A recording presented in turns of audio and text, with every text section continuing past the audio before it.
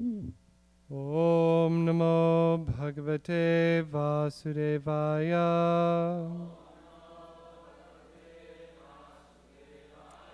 Om Namo Bhagavate Vasudevaya.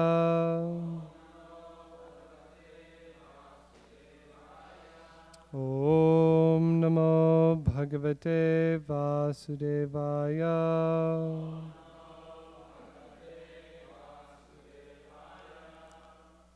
Turvasuschodita Pitra Druyuschanuscha Bharata Pratyachakur Adhamagya Yanitye Nitya Buddhayaha Turvasuschodita Pitra Druyuschanuscha Bharata Pratyachakur Adhamagya Anitye Nitya Buddhayaha Turvasuschodita Petra Druyuschanuscha Bharata Pratyachakro Dharmagya Yanitye Nitya Buddhayaha.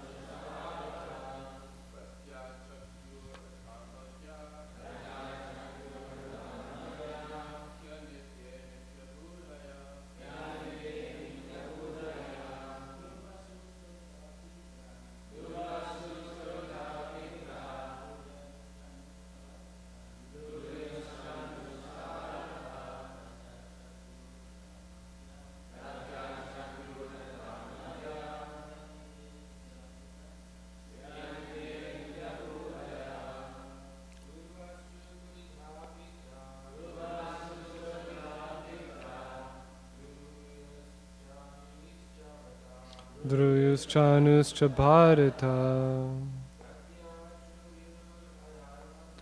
Pratyachakura Dharmagya Nitya Nitya Buddha. Vaishnavis.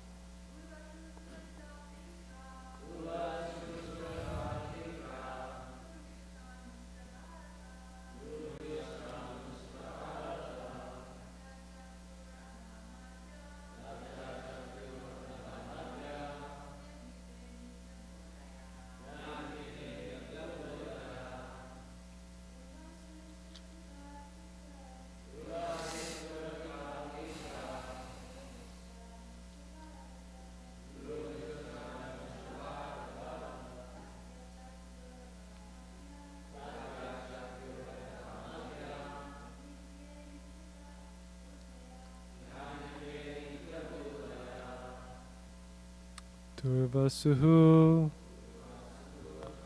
Turvasu, another son. Choditaha, requested. Pitra, by the father, to exchange old age and invalidity for his youth. Druyu, Druyu, another son. Cha, and Anuhu, Anu, another son. Cha, also. Bharata, O King Parikshit. Pratyachakyu, refused to accept. Adharmagya, because they did not know religious principles. He, indeed, anitye, temporary youth. Nitya buddhayaha, thinking to be permanent. Translation.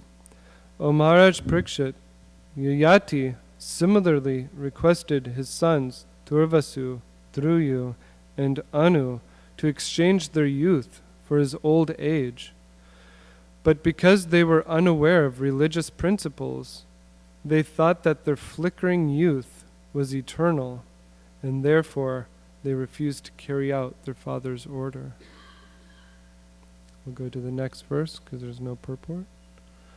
Aprachat tanayam purum vyaya sonam gunadikam natvam agrajavad vatsa mam pratyakyatum arhasi. King Yayati then requested Puru, who was younger than these three brothers but more qualified, "My dear son, do not be disobedient like your elder brothers, for that is not your duty."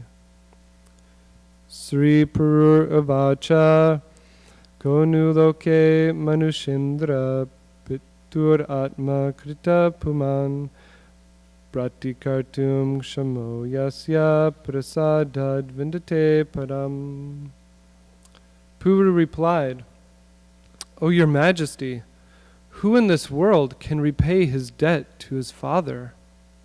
By the mercy of one's father, one gets the human form of life, which can enable one to become an associate of the Supreme Lord."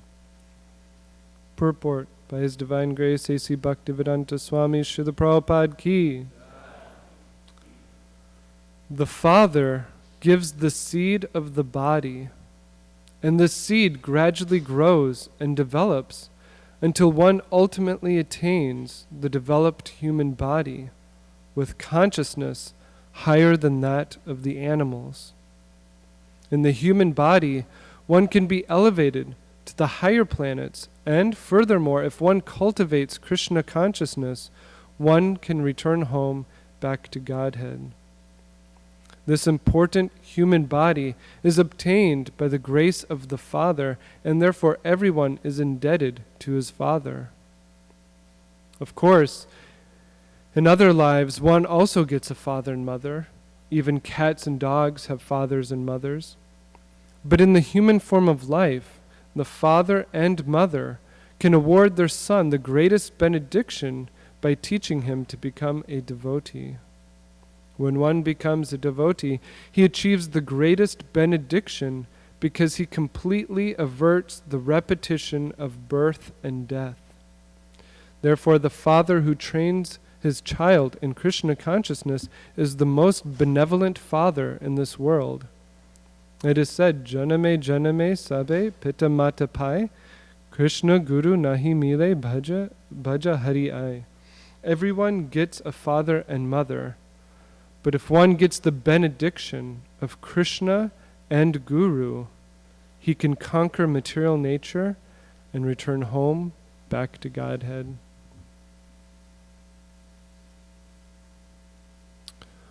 Om Jnana Timirandasya Gnanjana Shalakaya Chakshuran Militam Yena Tasmai Shri Gurave Namaha Sri Chaitanya Manobhishtam Stapitam Yena Bhutale Svayam Rupa Kadamayam Dadati Svapadantikam Panchakalpatarubhyascha Kripa Sindubhyevacha Patitanam Pavanebhyo Vaishnavebhyo Namo Namaha. Jai Sri Krishna Chaitanya Prabhu Nityananda Sri Advaita Gadadhar Srivasadi Gaura Bhaktivinoda Hare Krishna, Krishna Krishna, Hare Hare, Hare Rama, Rama Rama, Hare Hare. First beg the blessings of the senior Vaishnavas that I can speak appropriately on our Gaudiya Vaishnava Siddhanta is given to us by Srila Prabhupada. So we are continuing with the story of Yayati regaining his youth. And the 9th canto is so powerful. We're hearing so many intense stories of great kings and great personalities becoming entangled in this material world. And we know that Yayati was cursed by Sukracharya because he was warned not to lay in bed with Sarmishta. And so Sukracharya cursed Yayati to become old and invalid. And so he started begging his sons that Sukracharya said that if one of your sons, they can switch their youth with you, then you can become youthful again. And so he went to the sons, and Keshavananda Prabhu gave a very nice class yesterday, talking about how Yadu refused on the basis of his wanting to take seriously to Krishna consciousness. And then Yayati, in these verses, he goes to his other sons, Turvasu, Dhruyu, and Anu, to exchange, but stated here that they thought that their flickering youth was eternal, and so they did not want to give it up to their father. So Yayati finally approached Puru, and he told him that, please do not act like your elder brothers. Please do your duty. And so Puru, in this verse of where Srila Prabhupada gives the purport, he's showing his gratitude to his father, saying that by the mercy of one's father, one gets the human form of life. So how can we possibly pay the debt to the father? Repay the debt to the father. So Puru is showing his attitude of gratitude in the circumstance. And Srila Prabhupada points out that the father gives the seed of the body, and the seed gradually grows and develops until one ultimately attains the developed human body. And the human body is so rare. In the Brahma Vaivarta Purana, it says that one must traverse all of the 8,400,000 species of life until one gets to the human life, the human birth. And human birth is so rare and it's so powerful because it's much different than the consciousness of the animals. The animals are completely immersed in eating, sleeping, mating, and defending. But in the human form of life, a tato brahma jigyasa, one can inquire into what is Brahma. One can inquire, what is spiritual life? Who am I? What is the purpose of this life? What is the purpose of this world? The human can ask questions like this and dive into answers through the Shastras and through the sadhus and guru. But in animal life, one cannot. So the human form is so rare that it can give the highest benediction when it's taken properly. This human form of life can make us, enable one to become an associate of the Supreme Lord, is what Puru says. And so Puru is showing this gratitude, this attitude of gratitude for the Father.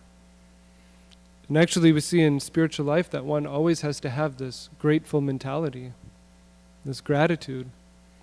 You know, even we have to be certainly grateful to even the demigods who are providing light, providing wind, rain, food. Just to be alive, there's so many things that can happen to us that we should be grateful for every moment that we're able to take part in Krishna consciousness. And so this gratitude is very powerful. But in this day and age, we see that persons who are taking the post of father are not giving the best opportunity to their children. In this age of Kali Yuga, such a degraded age, that nobody is being trained up properly. How to be a father, how to be even a son. And so in Srimad Bhagavatam 5.5.18 it says that one should not become a guru, one should not become a demigod, one should not become a father, a mother, unless one can properly take their dependents back home, back to Godhead. But we see in Kali Yuga that there's Varna Shankara, there's unwanted population, which creates further unwanted population, creates further unwanted population. There's chaos in the society. Because nobody really knows what it means to be a father, to really take their dependent back home, back to Godhead. And we even see that Yayati, even he actually doesn't know what it really means to be a father, because he's wanting to take the youth of his son. He's putting his own selfish desires before that of his son's desires. He wants to rob his so-called child of his youth. And so Yayati is putting his own sense gratification before the welfare of his own son. And we see in another powerful example in Srimad Bhagavatam of Hiranyakashipu and Prahlad. Hiranyakashipu was very much wanting Prahlad to become the demon king, to take over for him. But Prahlad, being a Mahabhagavat, was completely immersed in Krishna consciousness. And Hiranyakashipu literally tried to kill his own son because his son was getting in the way of his own sense gratification. And even in recent times, we have Raghunath Das Goswami, his father Govardhan Majumdar, who had immense opulence that we can't even think of in today's terms, wanted his son to also give up his own desires for Krishna consciousness and take to the family business. And so we see that in Kali Yuga, it's the same thing, that most fathers are not, are very much into their own sense gratification rather than taking care of their taking care of their children. And in Vedic culture, children are seen as a blessing, but in Kali Yuga, children are seen as a burden. So the children these days, it's unwanted population. Srila Prabhupada mentions, though, that the best father is one who trains his child in Krishna consciousness. He's the most benevolent father to the world. And so there's a very wonderful pastime in Chaitanya Charitamrita. We know Raghunandan Thakur. For those who don't know who Raghunandan Thakur is, Raghunandan Thakur was the son of Mukunda Sarkar. Narhari Sarkar and Mukunda Sarkar, they were brothers. They were born in a physician caste. And Mukunda's son was Raghunandan. And Raghunandan was left to worship the deity. Mukunda Sarkar, he was actually the physician to the king of Bengal.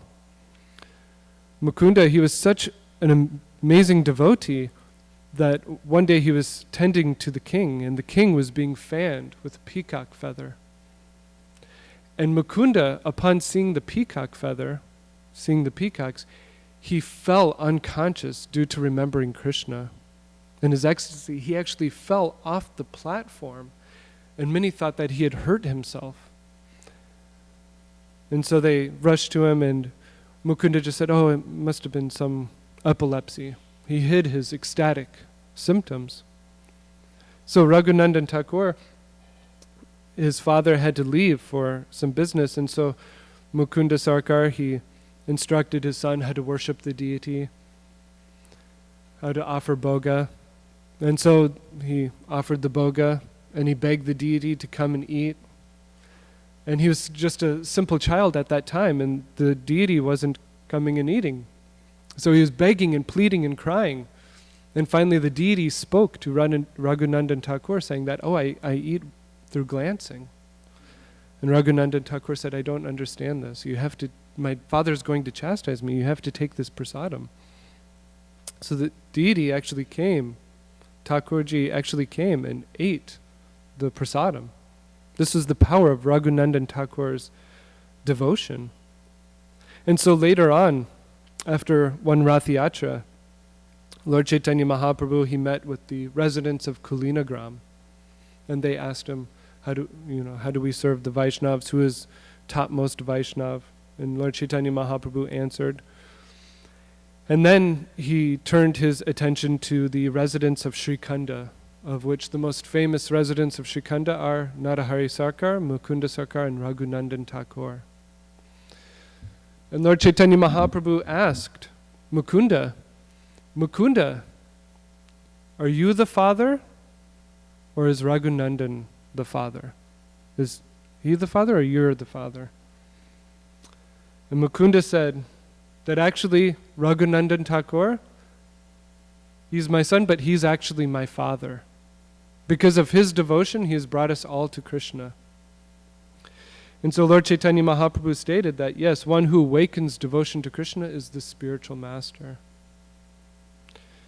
And so even though materially Mukunda Sarkar and Raghunandan Thakur, Mukunda was the father, Raghunandan was the son, the roles were actually reversed. Raghunandan was the father because he had more devotion to Krishna. And so we see that the guru is just like the father also. We know that there are 3 different types of gurus, the Vartma Pradarshaka guru, the Diksha guru, and the Shiksha guru. And all of them are the manifestations of Krishna to help us get onto the path of Krishna consciousness is the Vartma Pradarshaka guru. The Diksha guru gives the mantra, initiates one into the practice of Krishna consciousness, and the Shiksha guru further elaborates on how to practice Krishna consciousness. And so just how here it says the father gives the seed of the body, and the seed gradually grows and develops, so guru gives the seed of devotion, the bhakti lata bij, the seed of the devotional creeper. Brahmanda Brahmate Konya Bhagavan Jeev Guru Krishna Prasade Bhai Bhakti Lata Bij. Living entities are in the samsara, this wheel of birth and death. Sometimes we're in the animal kingdom, sometimes we're in the heavenly planets, earthly realm. We're going from body to body to body, traveling all over this universe. And when we're really fortunate, bhagya, then we get the mercy of Guru through Krishna. So we get the mercy of Krishna in the form of Guru, and the Guru gives us Krishna.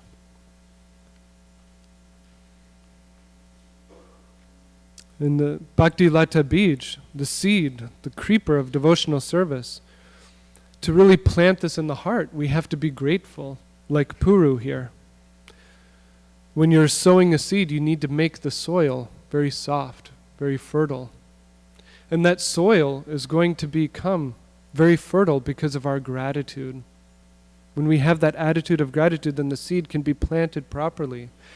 And then we have to take the instructions of the Guru very seriously, watering that seed, but hearing and chanting, making sure there's no weeds, nothing coming up that can hamper the growth of that creeper, and very much take shelter of others who can help us maintain that creeper. And so Krishna says in Bhagavad Gita, Tadvidi prani patena pari prashnena sevya upadekshanti te gyanam ganinas tattvadarshanaha. We must take shelter of a guru, submissively inquire from them and serve them. And there's some that say that, oh, we don't need guru. I can take to spiritual life on my own.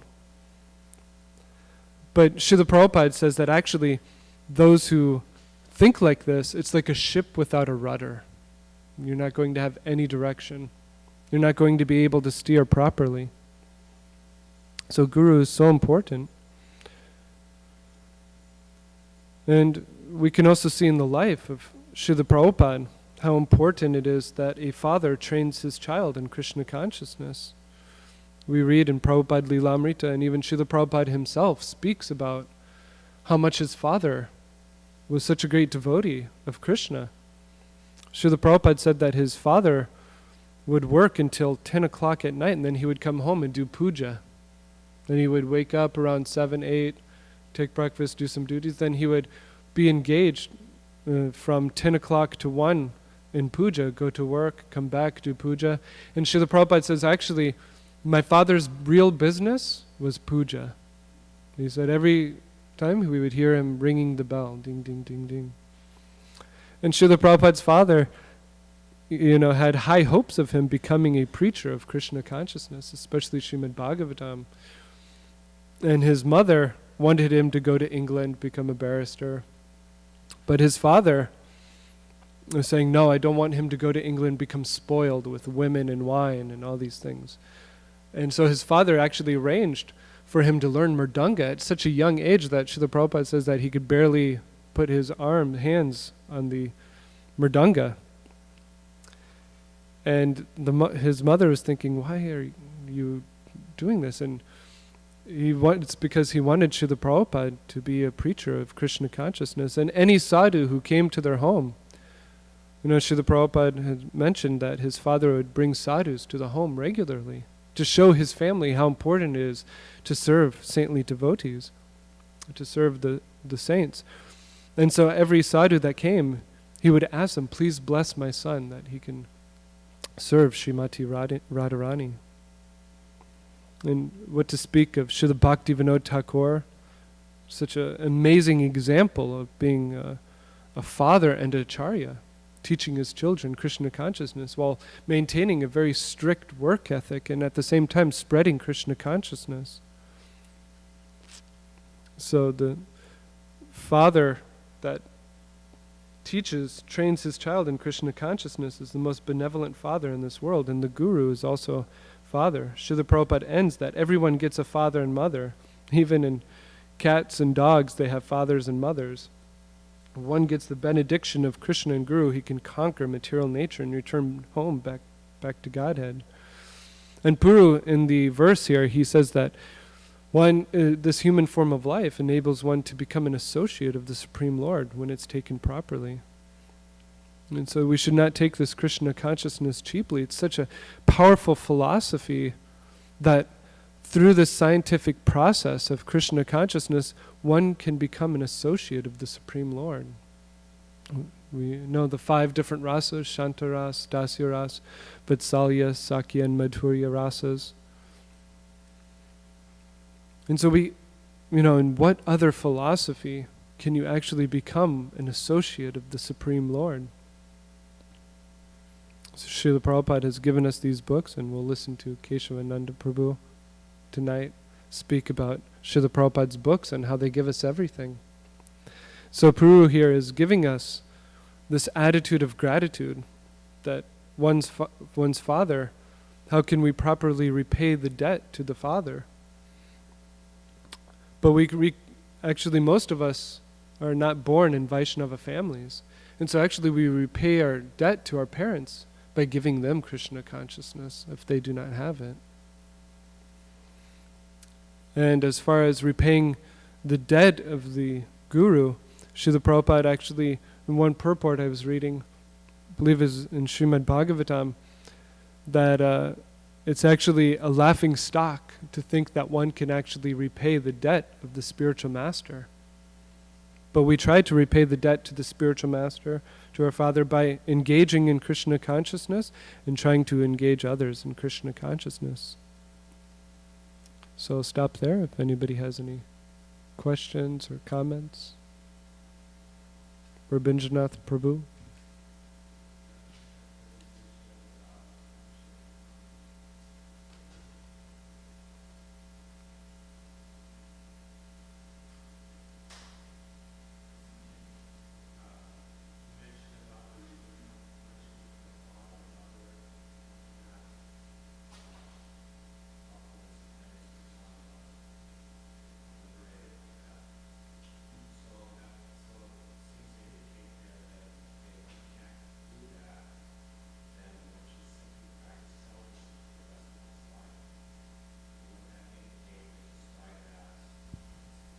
Just that following of austerity of practicing celibacy so in life, then one actually becomes qualified to liberate one's children. I'm just trying to understand the meaning of that. In Srimad Bhagavatam, it's 5.5.18, and the verse says that one should not become guru, one should not even become a demigod. One should not become father, mother, unless they can liberate the dependents. But at the same time, Srila Prabhupada said that the Grihastha ashram is like a barren wasteland if one does not have children. And so if one is engaged in Krishna consciousness, trying to engage in Krishna consciousness, then one should have children for the propagation of Krishna consciousness and try to bring them up properly in Krishna consciousness. But if they can't, then yes, they should stay celibate. If they're unable to properly bring their dependents back home, back to Godhead, then they should stay celibate. Yeah, for instance, even Srila Bhaktisiddhanta Saraswati Thakur said that he was celibate his whole life, but he said, if I could have 100 children and take them back home to Krishna, I would.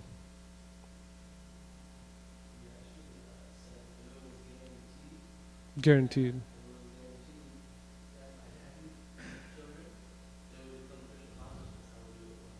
100 times, yeah. Okay. Andrea?